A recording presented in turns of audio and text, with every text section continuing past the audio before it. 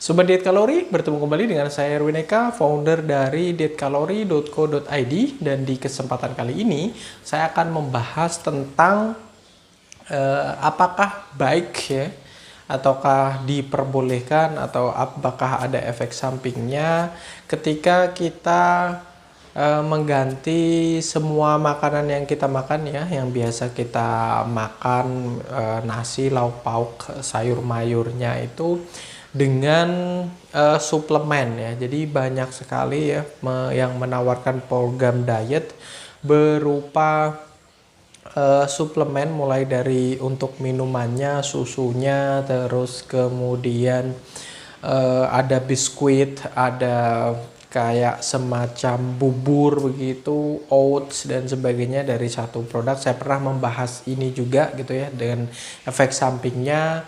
Bahkan saya punya testimoni yang saya share pernah di video tersebut berkaitan dengan penurunan fungsi ginjal. Nah, di video ini akan saya bahas kembali dan juga alasan-alasannya kenapa hal itu sebaiknya tidak dilakukan seperti itu. Jadi kita mengganti makanan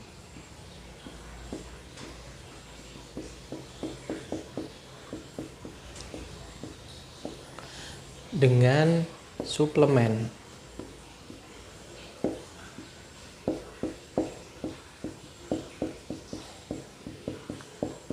Dan tujuan dari mengganti makanan dengan suplemen ini adalah untuk menurunkan berat badan.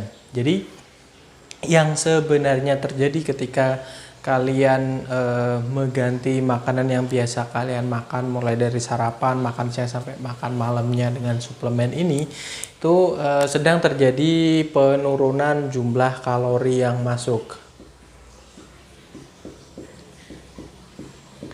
Nah, dengan seperti ini secara otomatis ya, ketika tubuh mengalami defisit kalori atau kekurangan kalori, maka kalori yang disimpan oleh tubuh kita dalam bentuk cadangan lemak akan dikonversi kembali menjadi energi. Jadi kenapa banyak sekali orang yang cenderung cepat ya, yang cenderung efektif, berhasil untuk menurunkan berat badan ketika mereka mengganti makanan yang mereka makan, yang tadinya berupa nasi ya, dengan ikan atau daging, ayam dan sebagainya, dengan sayur mayurnya, semuanya diganti dengan suplemen itu ya. Sekalipun mereka mengklaim bahwasanya suplemen itu mampu menggantikan itu semua ya. Ya, nutrisi yang dibutuhkan oleh tubuh kita, gizi yang dibutuhkan oleh tubuh kita itu sudah cukup komplit dalam setiap paket daripada suplemen tersebut ya. Ya, dengan klaim semacam seperti itu, terus kemudian dengan jumlah kalori yang berkurang, secara otomatis memang berat badan turun.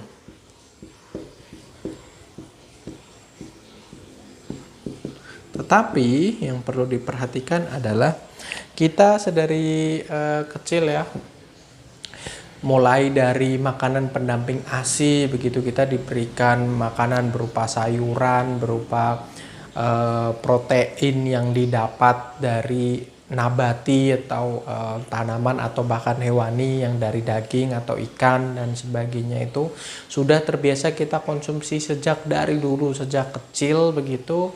Dan oke lah, secara takaran itu bisa digantikan oleh suplemen. Misalnya kebutuhan akan kalori kita per harinya berapa gram dan sebagainya, terus kemudian karbohidratnya digantikan dengan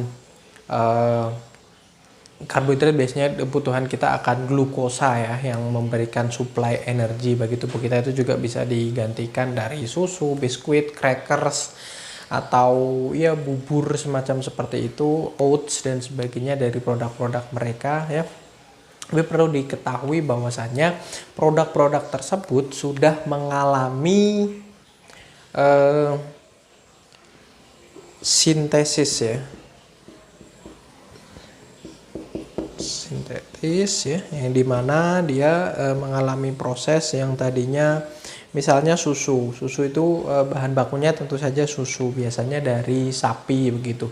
Dikristalkan, dibuat dalam bentuk serbuk. Ini mengalami proses sintesa atau sintetis semacam seperti ini supaya bisa dikemas lebih mudah, lebih tahan lama dan sebagainya. Dan tentu saja semacam seperti ini itu memerlukan proses tubuh kita, terutama organ-organ tubuh kita, ginjal, hati itu untuk memproses itu semua untuk menjadikan nutrisi-nutrisi yang terkandung di dalamnya itu bisa benar-benar secara optimal diserap oleh tubuh, semacam seperti itu. Belum lagi ya makanan-makanan yang biasa kita makan, nasi, sayur, lauk pauknya itu mengandung serat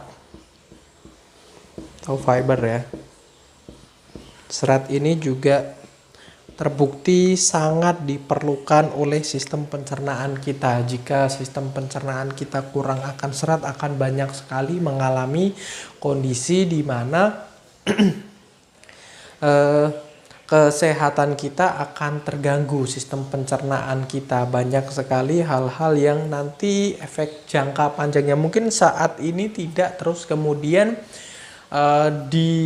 terjadi efek samping dalam tubuh kalian, tapi kalau terus-menerus terjadi maka akan banyak sekali keluhan-keluhan berkaitan dengan kekurangan serat, mulai dari susah BAB sampai yang wasir, bahkan kanker usus, kanker kolon itu bisa terjadi ketika kita tidak mendapati cukup serat dalam porsi makanan kita. Terlebih lagi jika diakibatkan karena kita telah mengganti makanan yang kita makan dengan suplemen seperti itu. Dan protein yang paling baik tentu saja protein yang kita dapati secara alamiah ya, bukan secara sintetis ya, bukan merupakan bentuk dari pabrikan yang telah dikemas sedemikian rupa, diperbanyak secara masif begitu untuk keperluan kepraktisan, untuk keperluan supaya lebih awet atau mungkin jangka panjangnya dalam proses penyimpanan itu bisa lebih lama dan sebagainya seperti itu.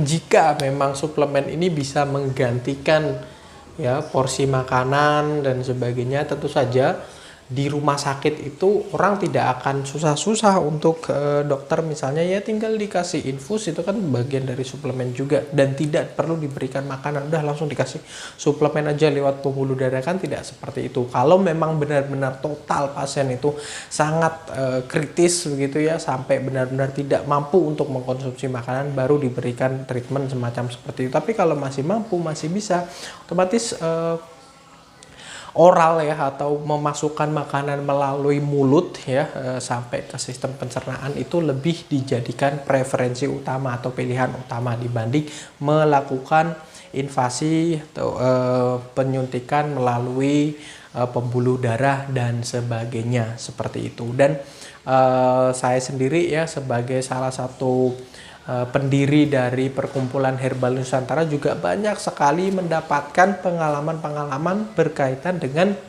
obat-obatan herbal terutama ya, yang memang dikonsumsi langsung begitu ya, dibandingkan yang dikemas sedemikian rupa dan sebagainya itu yang masih dalam bentuk raw ya, atau yang masih dalam bentuk mentah atau hanya mengalami proses pengeringan atau simplisia ya istilahnya, itu lebih cepat bereaksi terhadap tubuh begitu dengan air hasil rebusan dan sebagainya dibanding yang sudah dalam bentuk kemasan, kaplet, pil, kapsul dan seterusnya semacam seperti itu. Dan itu udah tradisi dari nenek moyang kita sejak dulu, dan ini juga bisa kita lakukan perbandingan hal tersebut berbanding terbalik ya, dengan justru ketika kita mengganti makanan yang kita makan dengan suplemen-suplemen ini. Tujuan utamanya memang berat badan turun, yes, ini memang bisa terjadi, tapi efek sampingnya, impactnya itu yang tidak tentu saja tidak akan kita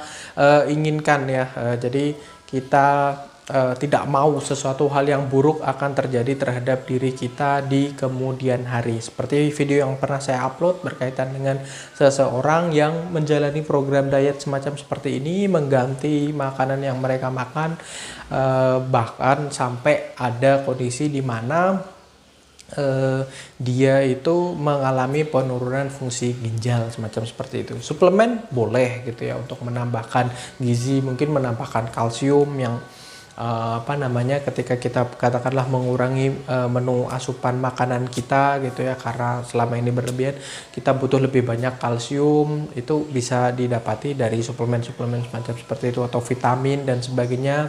Boleh-boleh saja, tapi bukan terus kemudian mengganti secara total apa yang kalian makan dengan suplemen saja seperti itu. Itu hanya bisa dilakukan oleh orang-orang dengan kondisi tertentu dan dengan rujukan dari ahli semacam seperti itu. Dan banyak sekali trik-trik marketing yang dilakukan oleh orang-orang yang menjual suplemen pengganti makanan ini untuk menurunkan berat badan mereka. Mereka menganalogikan suplemen yang mereka jual ini sebagai makanan para astronot dan sebagainya. Come on ya, kalian bukan astronot, kalian bukan berada di antariksa saat ini, kalian masih tetap stay di bumi. Jadi buat apa mengganti makanan yang kita makan dengan suplemen-suplemen semacam seperti itu. Oke, saya rasa itu mudah-mudahan bermanfaat bagi diri kalian ya.